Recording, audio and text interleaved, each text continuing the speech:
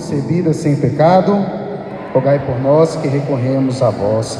Louvado seja nosso Senhor Jesus Cristo. Amém. Bom estar de novo aqui, para a gente poder partilhar essa palavra. Acho que tem uma pessoa só que não me conhece aqui. Meu nome é Marcelo, faço parte aqui do grupo de oração Sal da Terra. E hoje eu fui escolhido para conduzir essa partilha, onde nós vamos falar sobre um tema que eu acredito que depois de Pentecostes foi a grande bandeira da Igreja Católica. A partir do momento que Pedro iniciou o seu discurso ali para aquelas pessoas que estavam na praça, e que assumiu o compromisso de ir e evangelizar. Eu acho que tudo começou por aqui, esse chamado. A palavra que nós vamos partilhar hoje, ela é um chamado. E é interessante porque parece até que o Walter viu minha preparação,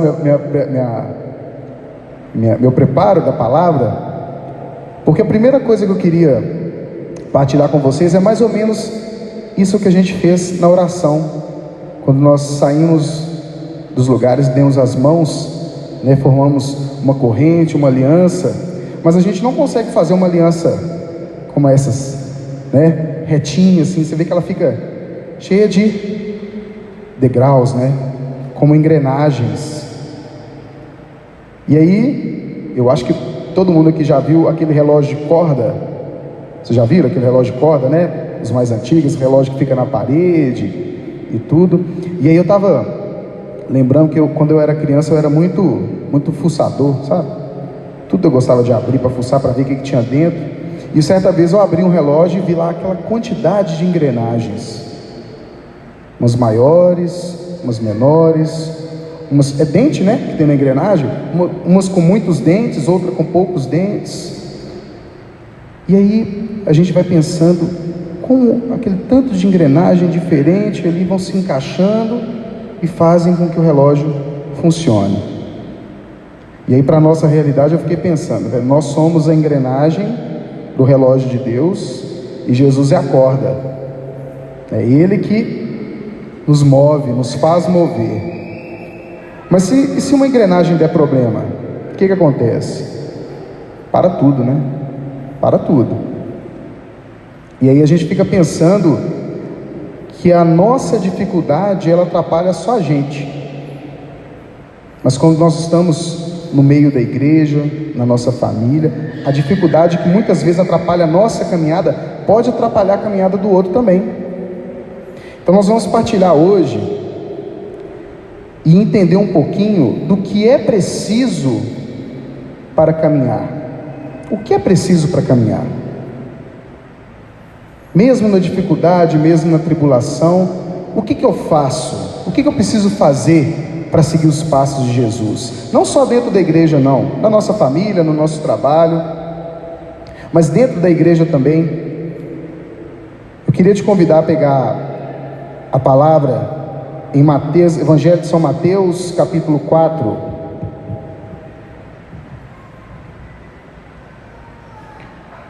Vamos iniciar no versículo 18.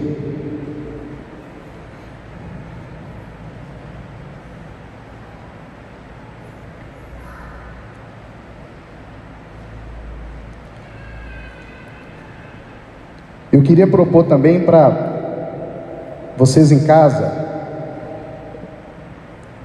voltarem nessa palavra e no Evangelho de São João, capítulo 1, quem quiser anotar, Evangelho de São João, capítulo 1, a partir do versículo 35. É tão interessante como os evangelistas, eles vão complementando, e principalmente nessa parte, onde nós vamos ler que é o chamado dos primeiros discípulos, como ele vai trazendo uma narrativa para a gente entender como é que Jesus chegou ali nos primeiros, e o que moveu a ação deles. Isso principalmente vai estar relatado aqui no Evangelho de São Mateus, mas depois eu queria convidar vocês também a partilhar em casa, a pegar essa palavra do Evangelho de São João, capítulo 1, versículo 35. Mas agora vamos à palavra que é a nossa palavra hoje, da nossa partilha. Evangelho de Jesus Cristo segundo São Mateus. Glória a vós, Senhor. Caminhando ao longo do mar da Galileia, viu dois irmãos, Simão, chamado Pedro, e André, seu irmão, que lançavam a rede ao mar, pois eram pescadores. E disse-lhes: Vinde após mim, e vos farei pescadores de homens. Na mesma hora, abandonaram suas redes e o seguiram. Passando adiante, viu outros dois irmãos, Tiago, filho de Zebedeu, e seu irmão João, que estavam com seu pai Zebedeu, consertando as redes. Chamou-os, e eles abandonaram a barca e seu pai e o seguiram. Palavra da salvação. Vamos aplaudir a palavra do Senhor. Dá um beijo na tua palavra e agradece a Deus por essa maravilha que Ele nos permite hoje partilhar. Para chegar até aqui,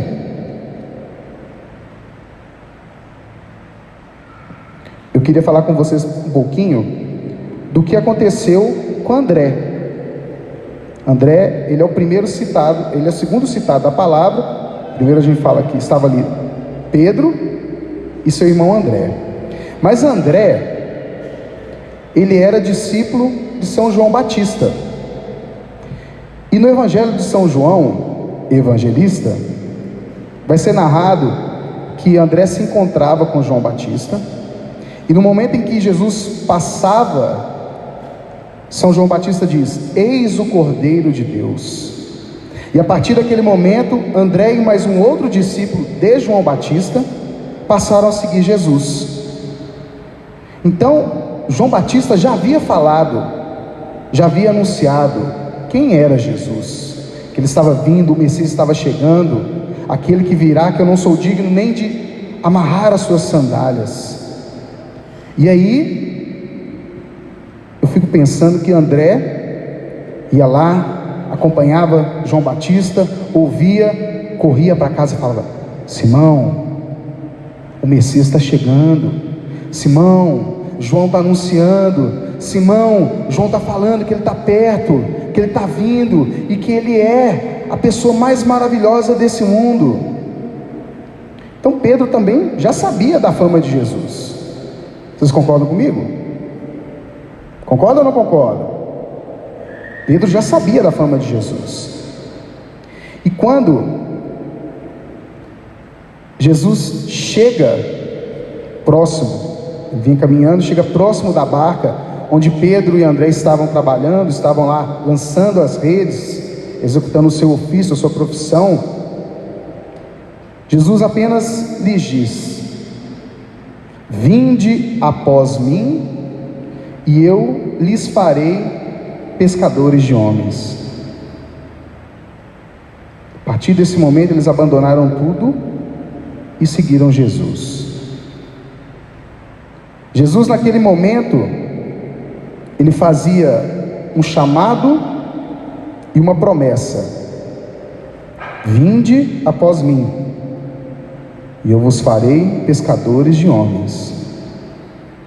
Pedro, André deve ter ficado ali: poxa vida, eu estou aqui nesse trabalho aqui, nessa minha profissão, pescando peixe, e aí vem o Messias, passa aqui perto da minha barca e me convida para ser pescador de homens. Eles não questionaram, eles não perguntaram como, por quê? Porque Jesus já estava ali anunciando para eles e mostrando para eles como ele faria isso. Vinde após mim. Jesus não chamou para caminhar do lado, Jesus não chamou para caminhar junto dele, não. Vinde após mim. Eles caminhariam com Jesus para ver Jesus caminhar à frente e realizar ali as obras, as maravilhas, a obediência. Vinde após mim para seguir os meus passos, seguir o meu exemplo. E a partir daí, eles começaram e se propuseram sem saber quais seriam as obras, quais seriam os passos, mas tinham aquele desejo de se tornar pescadores de homens. Porque às vezes, e aí eu lembro lá do meu início, né? E a gente pode, cada um aqui, voltar ao nosso início e lembrar daquele primeiro anúncio, né? Quem foi aquela primeira pessoa que te convidou, que te chamou, que te falou da igreja, falou, vamos lá, às vezes no grupo de oração, vamos lá no grupo de oração, né? Quem foi o André na sua vida, né? E aí a gente vai voltando e vai lembrando, vai pensando. Jesus, ele era o cara muito esperto, né? Se a gente for pensar nesse início do chamado dos discípulos, os primeiros foram 4: André, Pedro, Tiago e João. E eles eram pescadores. Você vai jogar um futebol, você sabe quem joga a bola e quem não joga. Você vai montar um time com quem joga a bola. É ou não é? Qual que era a missão de Jesus? Qual que era a missão de Jesus? Salvar a humanidade. E a partir daí, a partir do momento que ele salvou a humanidade, ele nos deixou a missão de resgatar aqueles que se perderiam. E para isso, nada melhor do que, porque você pega muito de uma vez só, não é isso? Então ele pegou ali André e Pedro, que estavam lançando as redes, e Tiago e João, que estavam consertando as redes. Então ele já pegou 4 que poderiam trabalhar já em 2 funções. Opa, o negócio já está bom demais. Enquanto uns estão lançando, outros estão consertando. Se a rede rasgar, eu já tenho quem vai consertar. Então a chance, o risco de peixes fugirem, né, de abandonarem, é menor, porque já tem ali quem vai fazer o trabalho de restauração. E a gente traz para o nosso dia também, quantas e quantas pessoas trabalham nesse ministério, quantas e quantas pessoas vão atrás daquele que está perdido, daquele que está machucado, daquele que está precisando ali de um alento, de um consolo, e se rendem a esse ministério também, né, de consertadores. Eu nem sei se tem essa palavra, tem, Shirley? Consertadores? Mas são consertadores, não é isso? Daquilo que está precisando ser arranjado, arrumado. Na hora que a gente lança a rede, vem peixe de tudo quanto é jeito também, não é isso? Então vem peixes grandes, peixes pequenos, a rede pode se romper, ela pode se estragar. Mas o detalhe mais bonito assim de toda a palavra, que prendeu a minha atenção, foi uma palavra que se repete 2 vezes. A palavra abandonaram. E essa palavra, ela traz um momento em que eles abandonaram as suas coisas, abandonaram as suas redes, abandonaram a barca, abandonaram seu pai e foram seguir Jesus. E eu fico pensando que não tinha nem jeito também de carregar tudo aquilo não. Você imagina? Você não sabe nem para onde que Jesus está indo. Tem barca, tem rede, tem o material, tem peixe, tem não sei o que. Literalmente falando, seria difícil também. Mas o abandono para nós, para a nossa realidade, para nós hoje, o que ele seria? Esse abandono, a palavra abandono, né? A gente teve um testemunho aqui na igreja há pouco tempo do Betinho, né, que abandonou tudo que ele tinha, abandonou carro, casa, abandonou emprego, abandonou tudo para servir. E isso incomoda a gente, né? Porque a gente traz para a nossa realidade, a nossa verdade.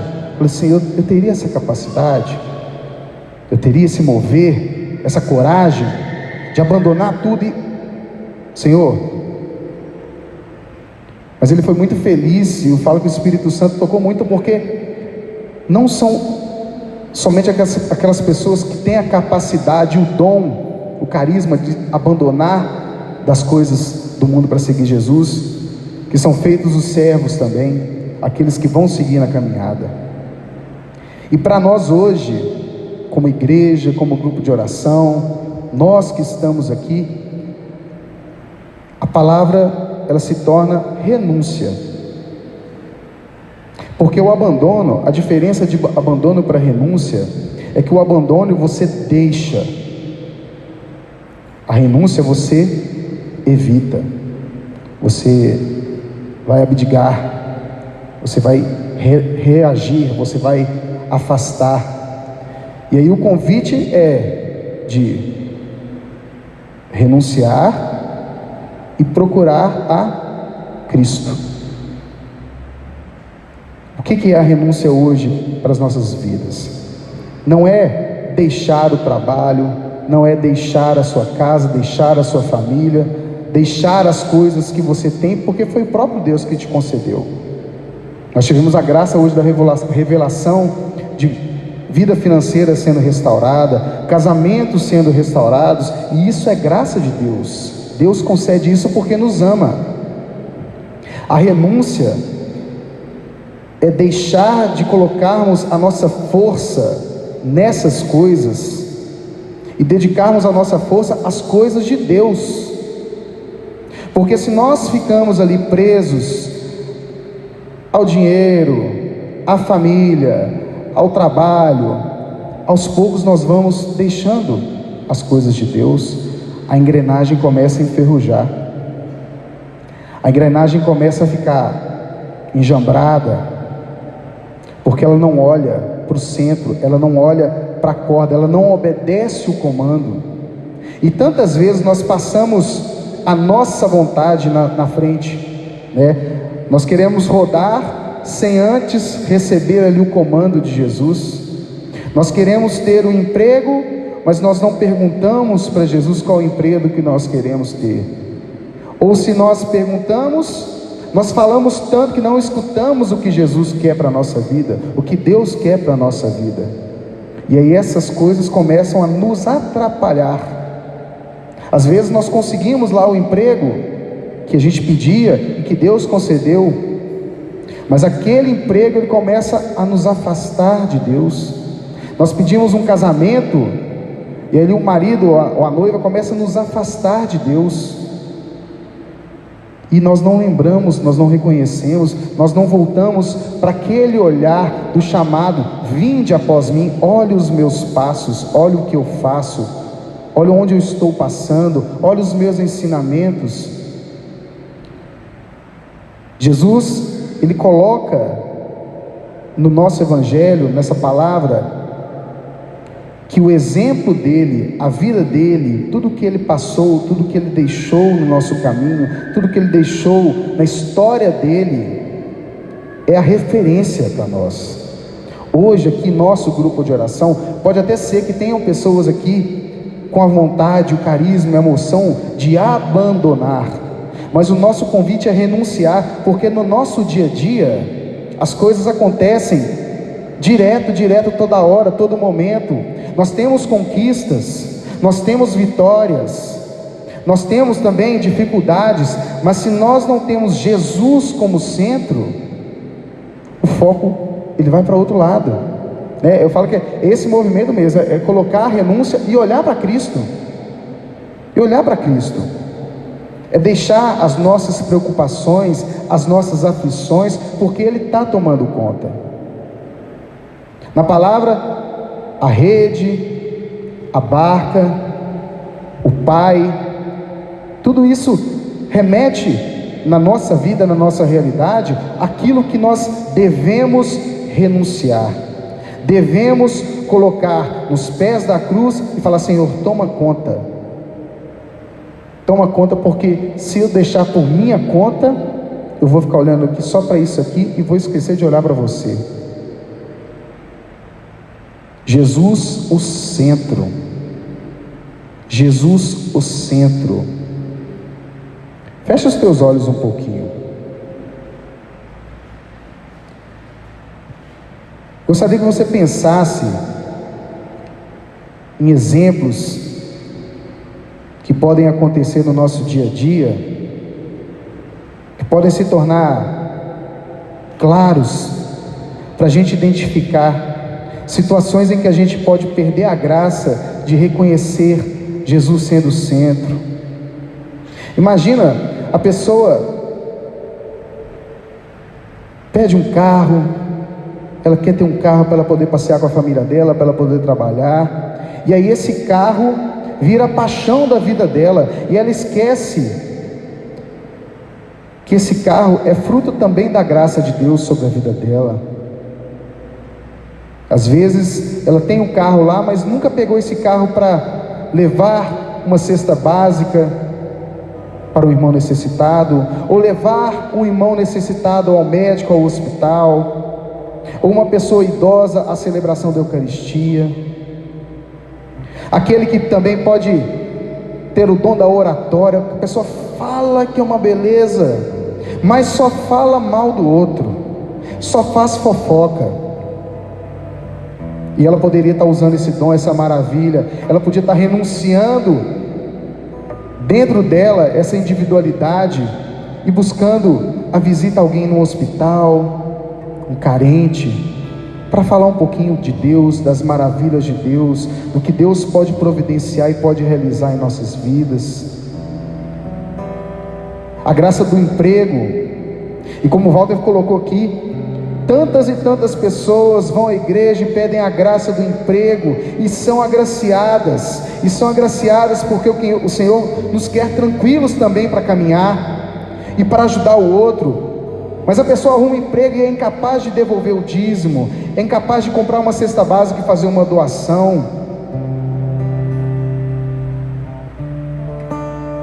Todas essas coisas, meus irmãos e minhas irmãs, que nos afastam, que nos impedem de reconhecer Jesus como centro, elas devem ser renunciadas. Nós devemos a cada dia, em tudo, declarar que apenas e somente a graça de Deus nos basta. Eu queria te convidar a repetir essa oração comigo. Põe a mão no teu coração e fala assim: Senhor Jesus, Tu que és Rei dos Reis, Tu que és Senhor dos Senhores, em Teu poderoso nome, eu quero renunciar esta noite a todo espírito de avareza, a todo espírito de soberba, a todo espírito de individualidade, todo espírito de mentira. Senhor Jesus, que aos pés da Tua cruz sejam colocadas agora todo espírito de fofoca, todo espírito de maledicência, todo espírito de mesquinharia, que estejam nos pés da Tua cruz e não voltem sobre a minha vida nunca mais, porque eu quero ter Você como centro da minha vida. Eu quero seguir os Teus passos, eu quero pescar homens para Você, eu quero resgatar almas para o céu, eu quero cumprir a Tua vontade na minha vida. Senhor Jesus, eu Te declaro meu Senhor e Rei, hoje e sempre, sobre a minha vida, da minha família, do meu trabalho, da minha saúde e sobre todas as coisas que eu fizer na minha vida, no meu dia a dia. Senhor Jesus, eu quero que Você seja o centro da minha vida. Eu quero que Você seja o centro da minha vida. De olhos fechados, nós vamos cantar esta música Eu queria te convidar a orar com esta música. Se você ainda não conhece, vai ouvindo, e se você conhece, vai cantando, para declarar a soberania de Jesus sobre a tua vida, para declarar que hoje você confirma o chamado. Sim, Senhor, após a tua passada, após você seguir, eu estarei atrás seguindo os teus passos, eu estarei ali aceitando o teu chamado, dizendo sim, sim, sim, a tua vontade é o teu chamado. Tu és o centro da minha vida, tu és o centro da minha vida.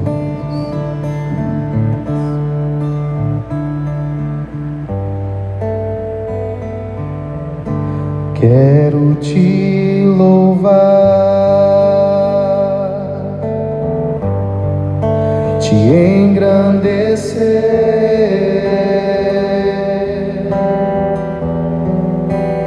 e proclamar tua vitória em mim,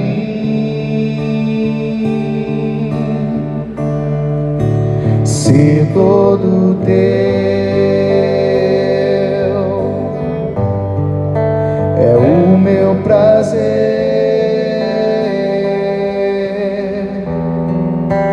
te seguirei aonde fores, Senhor.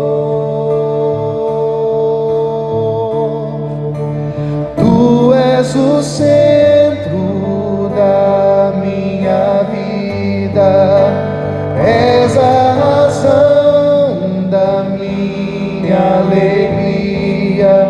Não quero tirar os meus olhos de ti, quero que sejas o centro, Senhor. Tu és o centro, tu és o centro da minha vida, és a razão da minha alegria. Não quero tirar os meus olhos de ti, quero que sejas o centro, Senhor, da minha vida. Lá do começo, quero te louvar, quero te louvar, te engrandecer, te engrandecer e proclamar tua vitória em mim, e proclamar tua vitória em mim, ser todo teu, ser todo teu. É o meu prazer, é o meu prazer, te seguirei aonde fores, Senhor, te seguirei aonde fores, Senhor. Tu és o centro, tu és o centro da minha vida, és a razão da minha alegria. Não quero tirar os meus olhos de ti, quero que sejas o centro, Senhor. Tu és o centro, tu és o centro da minha vida, és a razão da minha alegria, és a razão da minha alegria. Não quero tirar os meus olhos de ti, quero que seja. Vamos ficando de pé e cantando isso de novo. Tu és o centro da minha vida. Vamos lá. Tu és o centro da minha vida, és a razão da minha alegria.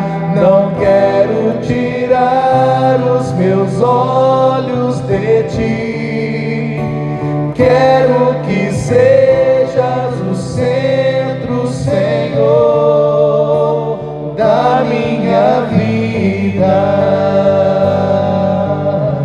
não vou mais tirar, não vou mais tirar os meus olhos de ti. Quero me apaixonar outra vez. O meu viver, Senhor, o meu viver, Senhor, seja para te agradar, seja para te agradar. Não vou mais preocupar meu coração. Tu és o centro, entrega os teus braços. Tu és o centro da minha vida, és a razão da minha alegria. Não quero tirar os meus olhos de ti. Quero que sejas o centro, Senhor. Só vocês, tu és o centro. Tu és o centro da minha vida, és a razão da minha alegria. Não quero tirar os meus olhos de ti. Quero que sejas o centro. Mais uma vez, com unção, com calor. Tu és o centro da minha vida, és a razão da minha alegria.